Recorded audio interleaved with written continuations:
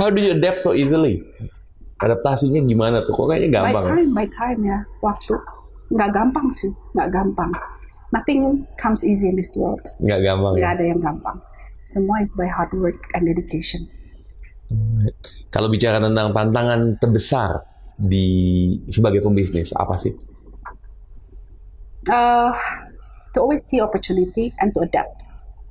Itu sih, itu tantangan terbesar. Tahun depan, kabarnya 2023 ada yang bicara ini akan menjadi sesuatu tantangan juga. Iya, betul. Pendapat Bu Imel gimana tuh? Ya, kita harus mengerti ya, seperti apa secara dunianya itu, inflasi itu seperti apa sih. Apakah sebenarnya Indonesia ini sudah inflasi atau belum? Sebenarnya kalau bisa dibilang, kita ini saat ini belum inflasi gitu. Yang sudah inflasi itu di US. US, yes. Dan memang bicara mengenai inflasi itu kan kebanyakan itu dari stock market ya, banyak yang crashing down juga gitu loh.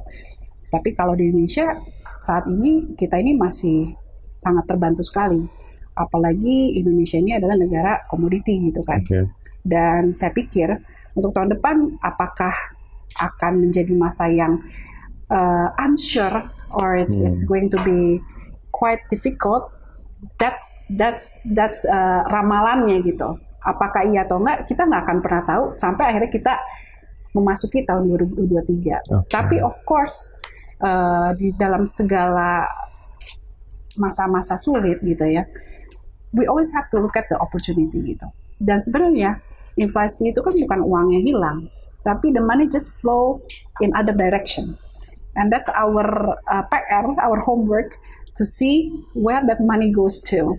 Jadi lihat uangnya mau kemana nih. Iya, betul. Dan bicara mengenai investasi, pasti kan kalau kita mau investasi itu kan kita harus cari satu aset atau perusahaan yang mature, yang stable, dan punya landasan-landasan yang baik juga gitu. Jadi menurut saya 2023 actually is an opportunity for us to invest sih. Wah, keren ya, dari seorang psikolog dan Miss Indonesia kita ngomongin tentang 2023. Karena kayak pandemi aja, that's when my company goes profitable. Saat pandemi. Betul. Jadi dari perusahaan kita yang negatif waktu kita pandemi, justru di situ kita positif. 2020 ini? Iya, pertama kali perusahaan kita positif waktu tahun 2020 dari terbentuknya 2018 perusahaan ini. What did you do? What did we do? Justru di tahun 2020 kita melihat di situ banyak orang yang tidak keluar ke luar negeri.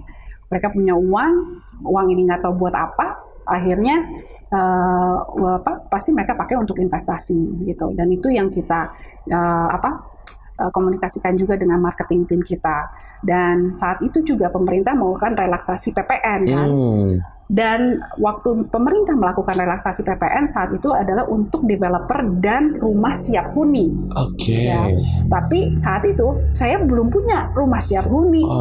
Tapi saya melihat itu adalah opportunity untuk kita bisa kejar penjualan.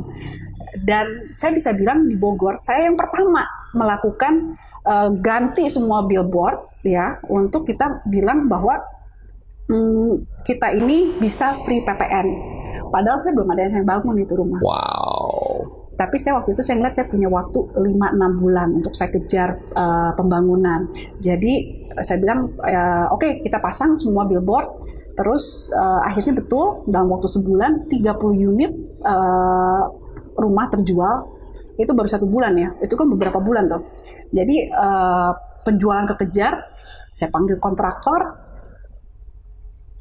Kita harus bangun, kita harus kejar gitu. Kalau ada penambahan untuk cost, it's okay. Yang penting kita kejar. Dan waktu itu kan harusnya tuh September dia berakhir gitu. Ternyata pemerintah mundurin lagi karena saya waktu itu juga udah gila ini gimana ya sampai bisa nggak gitu. Tapi yang penting saya pikir udah penjualan dulu. Yang lainnya saya kejar. Dan akhirnya betul kita punya kinerja bagus sekali di tahun itu dan dari kita punya pembangunan pun tidak ada yang stop. Jadi ketika yang lain lagi slow down, that's when we speed up. Wah. So guys, belajar fokus pada opportunity, kesempatan. Pasti ada kesempatan dalam kesempitannya Bu ya. Pasti ada gitu. Dan itu juga tidak lepas satu dari kepemimpinan. Kebetulan suami saya bantu juga. So we decide on this. terus juga dari tim sales marketing yang tadinya kita tidak terlalu di digital tuh biasa aja lah, nggak terlalu ini. Akhirnya kita punya penjualan 50-60% saat itu by digital. Karena nggak ada cara lain. So, saya harus ngulik gimana supaya ini digital bisa jalan dan bisa efektif. Karena kan percuma juga kalau kita nggak ngerti know-how-nya kan gitu. Betul. Dan saya waktu itu lagi hamil gede. Saya lagi hamil besar. So, saya ingat banget sebelum saya masuk ke ruang operasi aja, saya masih Zoom meeting dulu. Terus serius gitu. That's what I think we have to do ya gitu loh. Ada fotonya nggak? Enggak sih. Kalau ada gitu dokumentasinya keren. Tim marketing saya juga gila-gila juga gitu loh. Mereka juga all out gitu ya. Dan so saya tuh grateful banget support dari manajemen tim yang luar biasa. Jadi waktu saya habis beres 2 minggu, saya habis lahiran, saya udah ikut Zoom meeting lagi gitu. Wow. Ya. Jadi nggak ada tuh yang lama-lama 3 bulan gitu, nggak ada ya? Cuti nggak ada. Nah itu tantangan pembisnis tuh guys. Ya betul. Ya, everyday is work ya. Ya, that's leadership sih. Leadership is about sacrifice. Kalau bicara tentang peran orang tua nih, seberapa besar sih perannya sebagai dalam kesuksesan ibu? Mereka memberikan contoh by doing kali ya. By doing ya. Gitu. Jadi mereka kan memang waktu nggak terlalu banyak ya. Tapi saya ngeliat mereka itu orangnya komit gitu ya. Terus orangnya juga pekerja keras. Learn by example kali ya akhirnya gitu. Dan ya sekarang sih orang tua saya sebenarnya kayak ayah saya kan udah sama sekali nggak ikut campur di manajemen gitu.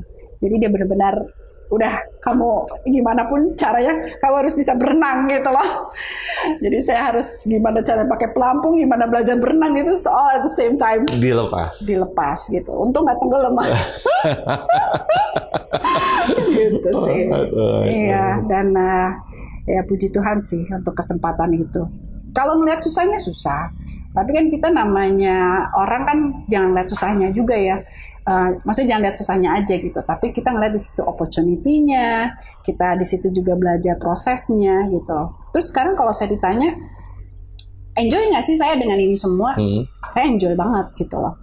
Susah-susah enjoy gitu loh. Jadi akhirnya karena saya juga ngelihat ada gate-nya ya dari sini gitu. Dari yang tadinya banyak nggak tahu, jadi tahu. Dari yang tadinya nggak bisa bisnis, sekarang belajar bisnis. Terus yang tadinya saya nggak ngerti lapangan, nggak ngerti konsep dari proyek itu seperti apa, sekarang dari hulu ke hilir saya pegang gitu. Jadi it's really nice. Ibu juga buat 2 buku ya? Betul. Menarik. Sibuk tapi sempat buat 2 buku. Itu kan lagi hamil nulisnya. Hamil ya oke. Masih sempat nulis buku ya? Iya, biasanya kalau lagi hamil kan agak slow down dikit ya. Nah itu biasanya saya suka nulis gitu. Tapi pas kemarin nggak lahir buku ketiga karena pas itu lagi pandemi. Jadi saya walaupun hamil saya tetap fokus di unit usaha bisnis saya gitu. Ini banyak orang loh Bu, bahkan laki-laki nggak dari dulu mikir mau nulis buku tapi bukunya nggak jadi-jadi. Saya dari kecil soalnya suka nulis diary kali ya. Oke. Jadi memang kayak journaling itu buat saya it's a hobby ya gitu loh.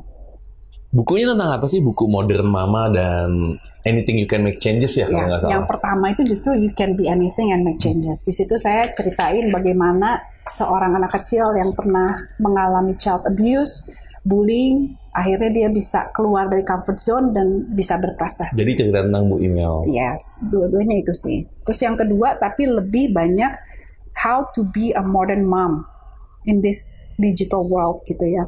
Itu menantang loh sekarang loh. Very. Jadi saya mengajarkan bagaimana manage waktu, bagaimana manage uang, bagaimana kita berkomunikasi dengan anak, bagaimana kita bisa tetap aktualisasi diri. Nah itu di buku yang kedua gitu. Kenapa sih itu penting Bu? Message apa sih yang Ibu ingin bagikan? Karena menurut saya perempuan itu di mana-mana butuh support ya. Butuh support. Ya. You're a superwoman, you still need support? Of course. Okay. Saya ini nggak bisa melakukan kerjaan saya dari yang gampang dulu deh, dari asisten rumah tangga misalnya. Kalau saya nggak ada asisten rumah tangga saya susah pergi ke kantor kan? Oke. Ya. Terus saya nggak mungkin melakukan apa yang saya bisa lakukan kalau saya nggak punya tim di mana, di manajemen saya, di sales marketing, di proyek, di semuanya, di biz dev, di department kita. So every person needs support.